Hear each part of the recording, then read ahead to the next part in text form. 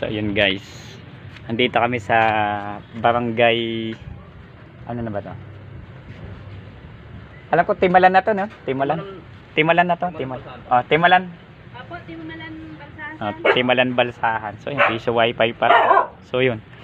So Timalan barangay Timalan Balsahan, Ciudad Nuevo, phase 2 na yun. Sira yung kanyang power supply. So anong nangyari po kasi sa kanya ay naglagay sila ng ilaw, additional ilaw. So RPI build, naka-separate yung power ng board tsaka ng coin slot. So anong nangyari, doon siya nagtap sa coin slot.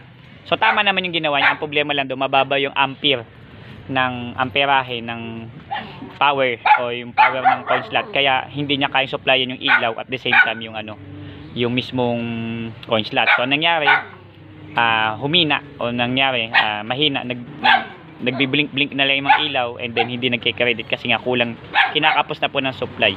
So pinalitan namin ng bago power supply, kaya okay na po siya. So sulit na po.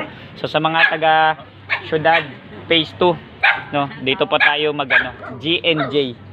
Okay, GNJ store, dito po masarap mag wifi. Pagpasok po ng circle ng entrance ng phase 2, turn left lang po, dulong bahay sa pinakadulo po. So yun lang po, yung dire-diretso lang. So sulit na sulit, okay na po tayo, solve na po. Ay si Brother Will ang gumawa, ay si bossing, ating client. Maraming salamat po. PC mo gawa mo, don't forget to subscribe.